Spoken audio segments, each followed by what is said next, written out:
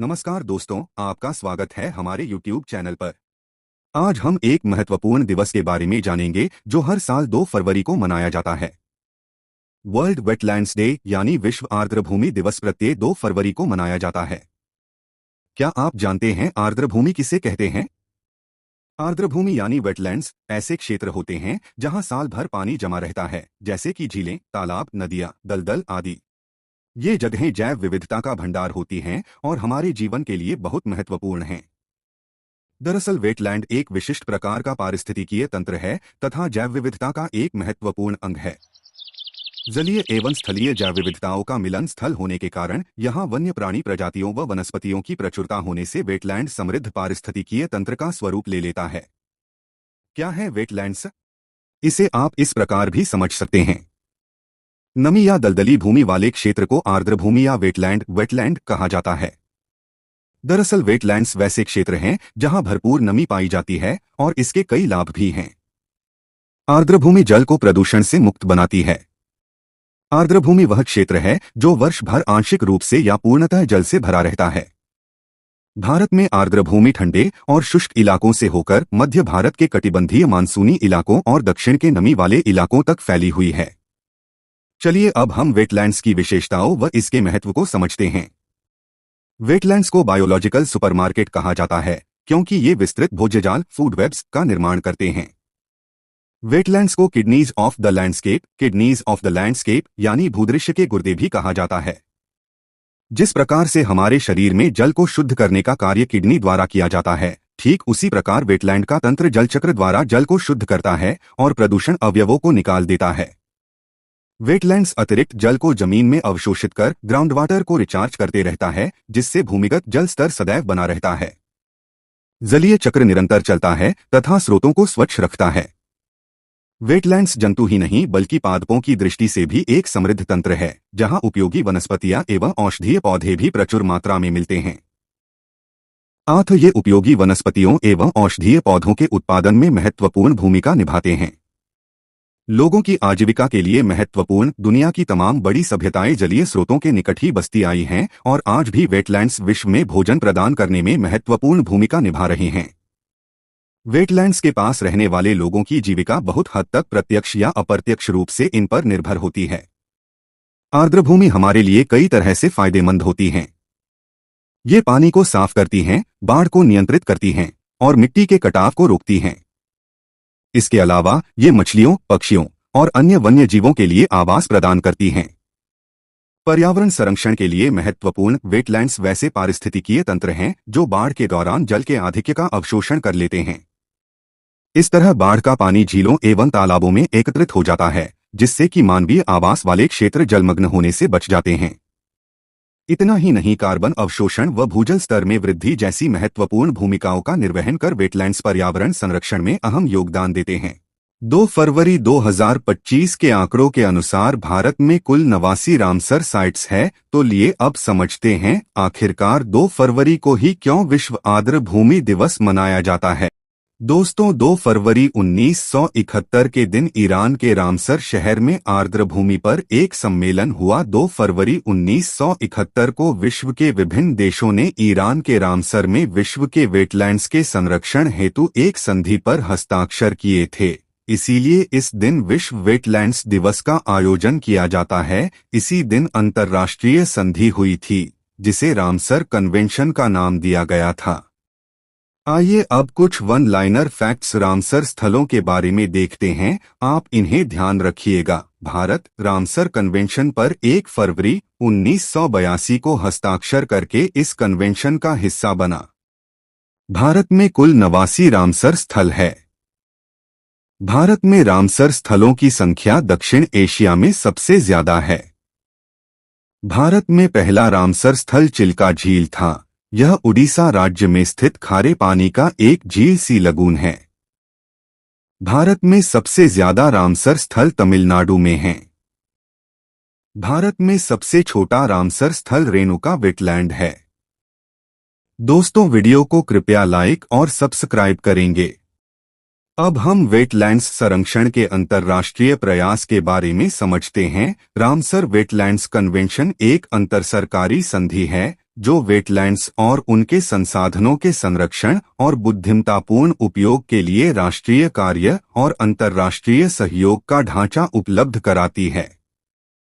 वर्ष 2017 में वेटलैंड्स आर्द्र भूमियों के संरक्षण के लिए आर्द्र भूमियों का संरक्षण एवं प्रबंधन नियम wetland conservation and management rules 2017 नामक एक नया वैधानिक ढांचा लीगल फ्रेमवर्क लाया गया है। यह एक लीगल फ्रेमवर्क इस संबंध में वर्ष 2010 में बनाए गए नियमों की जगह लेगा। दरअसल वर्ष 2017 के लीगल फ्रेमवर्क अर्थात वेटलैंड्स संरक्षण के नए नियमों में कुछ विसंगतियां भी हैं। वर्तमान में 2200 से अधिक वेटलैंड्स हैं, जिन्हें अंतर्राष्ट्रीय महत्व की वेटलैंड्स की रामसर सूची में शामिल किया गया है और इनका कुल क्षेत्रफल 2.1 मिलियन वर्ग किलोमीटर से भी अधिक है। गौरतलब है कि रामसर कन्वेंशन विशेष पारिस्थितिकी तंत्र के साथ काम करने वाली पहली वैश्विक पर्यावरण संधि है। विलुप्त हो रहे वेटलैंड्स के संबंध में अंतर्राष्ट्रीय ध्यान दिए जाने का आह्वान करने के उद्देश्य से रामसर वेटलैंड्स कन्वेंशन का आयोजन किया गया था। इस कन्वेंशन में शामिल होने वाली सरकारें वेटलैंड्स को पहुंची हानि और उनके स्तर में आई गिरावट को दूर करने के लिए सहायता प्रदान करने हेतु प्रतिबद्ध हैं। रामसर कन्वेंशन में तय लक्ष्य। इस कन्वेंशन में यह तय किया गया था कि पर्यावरण संरक्षण के लिए अंतर्राष्ट्रीय विचार विमर्श और सहयोग के ढांचे की जरूरत है। इस कन्वेंशन में तय लक्ष्यों में से कुछ महत्वपूर्ण लक्ष्य हैं। वेटलैंड्स संरक्षण के लिए राष्ट्रीय प्रयास। राष्ट्रीय वेटलैंड संरक्षण कार्यक्रम सरकार ने वर्ष 1986 के दौरान संबंधित राज्य सरकारों के सहयोग से राष्ट्रीय वेटलैंड संरक्षण कार्यक्रम शुरू किया था। इस कार्यक्रम के अंतर्गत पर्यावरण एवं वन मंत्रालय द्वारा 115 वेटलैंड्स की पहचान की गई थी, जहां संरक्षण और प्रबंधन की पहल करने की जरूरत है।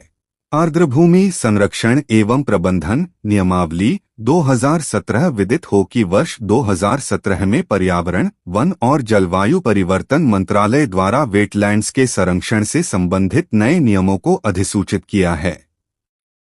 रामसर कन्वेंशन विभिन्न प्राकृतिक और मानव निर्मित विविध जल निकायों और आवासों को आर्द्र भूमि के रूप में वर्गीकृत करता है। प्राकृतिक मरुद्यान, मुहाना, डेल्टा, मैंग्रोव, तटीय क्षेत्र, प्रवाल भित्तियां, मानव मछली तालाब, चावल के खेत और जलाशय।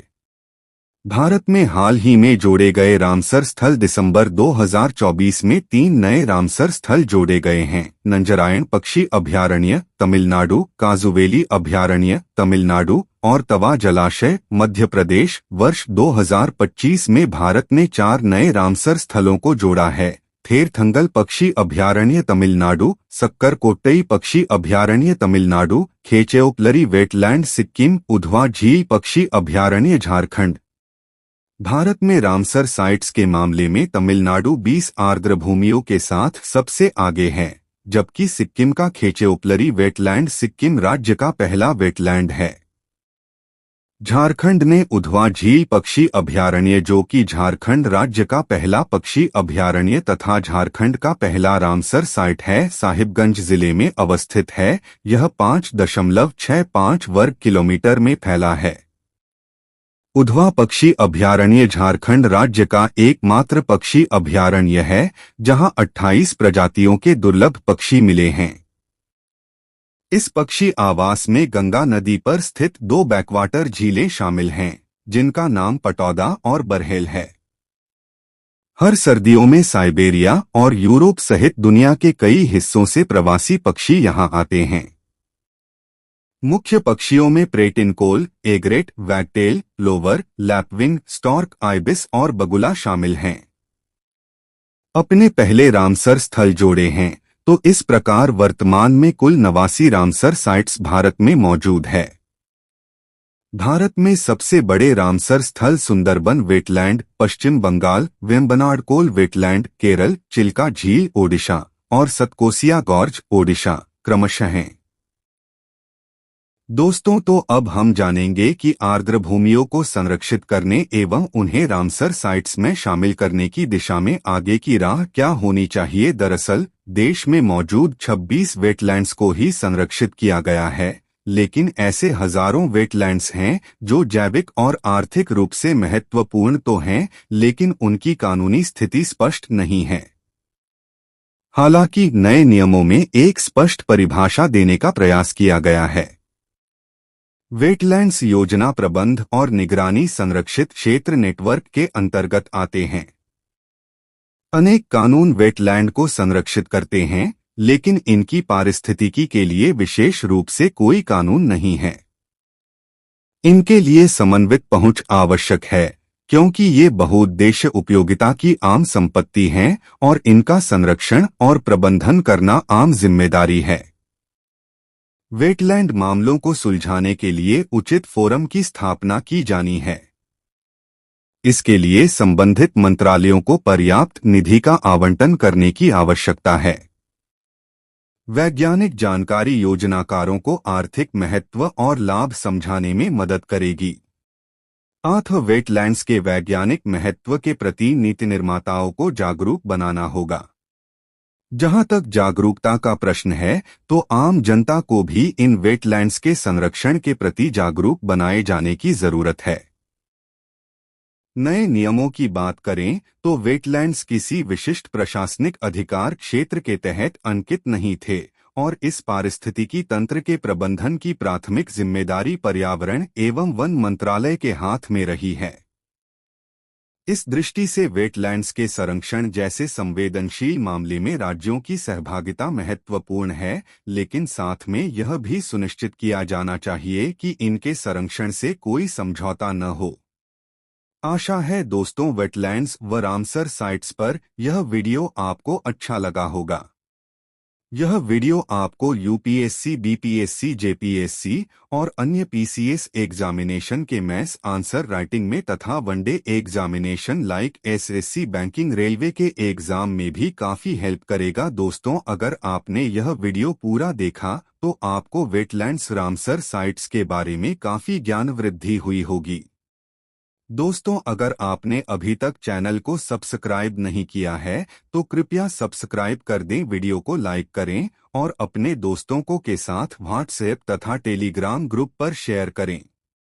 इस प्रकार के वीडियो के लिए हमारे प्लेलिस्ट को रेफर करेंगे। दोस्तों, धन्यवाद। आपका दिन शुभ हो। जय हिंद, जय भारत।